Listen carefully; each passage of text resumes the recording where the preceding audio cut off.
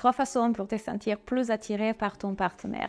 Et encore une fois, il n'y a pas de méthode, il n'y a pas de 1, 2, 3, 4 à suivre. Il n'y a pas de façon de faire qui vous assure de pouvoir ressentir ce que vous voulez ressentir. Mais ici, je vous ai mis des choses que moi j'ai pu observer avec mes clientes et des choses que j'ai pu observer avec moi-même qui peuvent sûrement vous aider. Et je vais aller un peu en profondeur sur derrière qu'est-ce qui se passe à propos de ce manque d'attirance, ok? Donc, la première chose que je vous invite à observer quand vous êtes dans une période dans laquelle vous manquez d'attirance par rapport à votre partenaire, c'est que souvent, il y a quelque chose qui se passe dans votre vie à vous, séparé de votre partenaire. Vous êtes stressé, vous avez pas bien dormi, et il y a des changements dans votre nourriture, il y a du stress au travail. Donc, c'est OK et c'est super important de se rappeler en fait que le partenaire n'est qu'une projection de nous. Le partenaire ne fait que mettre en miroir certaines parties de nous. Souvent, ça n'a rien à voir avec lui ni avec la relation. Tout ce qui est en train de se passer, c'est pour que vous puissiez voir ce qui se passe en vous. Donc, allez observer ce qui se passe à ce moment-là. Moi, j'ai remarqué que du coup, pour pouvoir retrouver de l'attirance avec mon partenaire, j'ai besoin de prendre soin de moi. Quand je prends soin de moi, de mon temps, de mon énergie, quand je me dédie à moi, quand je soften en anglais, quand je me détends et que je relâche, quand je suis plus dans mon féminin, directement, ce qui se passe, c'est que j'ai plus de place aussi je le vois tout simplement différemment. Mon regard change, je ne suis plus autant dans la défensive, je ne suis plus autant dans vouloir absolument être attiré par lui, parce que ça aussi, faites attention, on ne peut pas être attiré par notre partenaire constamment, c'est aussi normal qu'il y ait des oscillations, mais quand vous ne le vivez pas comme quelque chose de normal et que votre cerveau s'y attache, qu'il y a un attachement, qu'il y a un vouloir absolument avoir de l'attirance par votre partenaire, c'est là qu'il se trouve un petit portail de guérison pour vous, c'est là que cette obsession pour vouloir être attiré par votre partenaire, cette obsession pour la peur de ne pas le voir attrayant, a quelque chose à vous dire.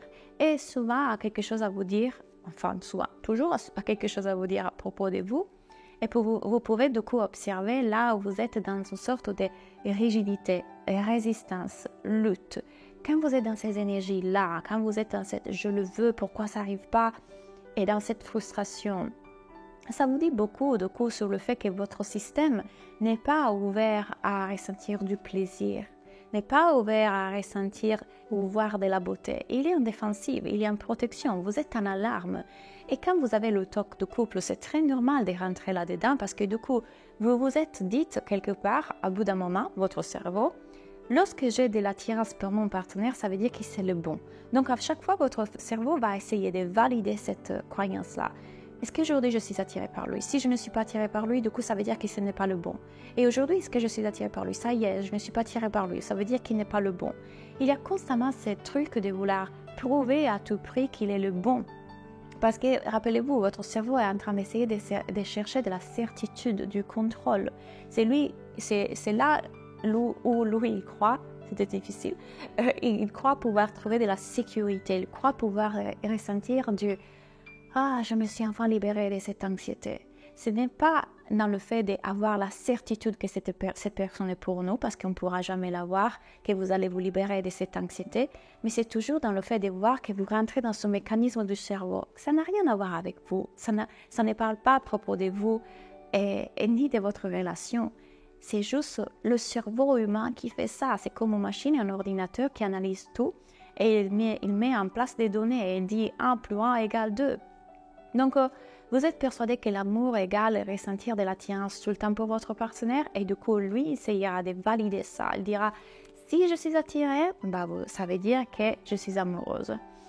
Et donc, j'ai compris que si vous vous détendez, lorsque vous sentez toutes ces résistances, je peux avoir encore des pensées comme ça qui peuvent apparaître parfois comme « Oh, je ne le vois pas attirant aujourd'hui ». Et quand je vois la pensée, plutôt qu'en faire quelque chose de vrai, important, relevant, personnel à propos de moi, mais que je vois juste la pensée passer, c'est juste l'activité psychologique de mon cerveau, il fait son cours. Et quand je laisse que cette pensée soit là, sans vouloir lui donner aucune importance et aucune vérité, du coup, ce qui se passe, c'est que directement, je le sens dans mon corps, c'est extraordinaire, je le sens dans mon corps, je me détends. Si la pensée passe et je ne la vois pas, et je suis très identifiée à la pensée, et je la crois vraie, elle tourne dans ma tête, ce qui se passe, c'est quoi? Parce que du coup, je suis en résistance, je suis contractée, je suis frustrée, j'attends quelque chose. Donc, je ne laisse pas de place à mon système pour ressentir du plaisir, pour ressentir et voir la beauté de mon partenaire.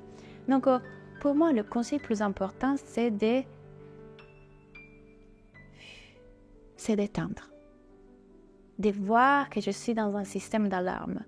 Je ne peux pas avoir de l'attirance si mon protecteur dans mon subconscient, rappelez-vous qu'il y a toujours des sous-personnalités en nous, des sous-parties dans notre psyché qui veulent nous protéger de ressentir de la douleur. Et ces protecteurs-là, du coup, ils essayent de me garder en protection de souffrir dans la vie. Et donc, tout de suite, ils veulent voir mon partenaire comme dangereux. Si je vois que je suis en alarme et que j'ai juste à respirer et avoir la pensée pour ce qu'il est, je me détends, là, vous ouvrez plus d'espace à l'attirance. Ce qui se passe tout simplement après, c'est que quand mon partenaire s'approche et que du coup, par exemple, on me fait un câlin, on me fait un bisou, et je suis du coup plus ouverte, plus détendue, directement ma perspective shift. Là où je ne le voyais pas attirant, là, ça shift, mais dans l'instant, c'est incroyable. Essayez ça. Mais rappelez-vous encore une fois, le vrai travail à faire, c'est d'aller regarder toutes ces sous-personnalités qui se sont créées dans votre psyché et d'aller voir pourquoi ils sont en train de détecter votre partenaire comme dangereux. Allez explorer ce qui se passe de votre côté, allez explorer ce qui se passait dans votre enfance.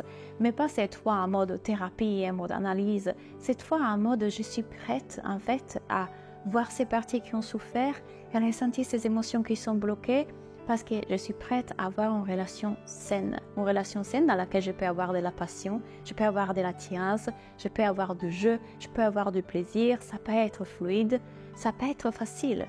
Bien évidemment qu'il y aura toujours du travail à faire parce que c'est l'invitation, en fait, c'est l'invitation, mais ça ne doit pas être avec beaucoup d'anxiété et de doutes comme vous le vivez aujourd'hui. J'espère que ces conseils vous ont aidé et je vous rappelle que j'ai une masterclass qui s'appelle le message caché derrière les doutes dans ta relation. Je vous recommande vraiment d'aller l'écouter parce que je vous explique tout ce qui est en train de se passer vraiment dans votre psyché, pourquoi vous réagissez comme ça et comment surtout vous pouvez le changer. Donc n'hésitez vraiment pas à aller la regarder, je vous mets le lien ici en bas. À bientôt.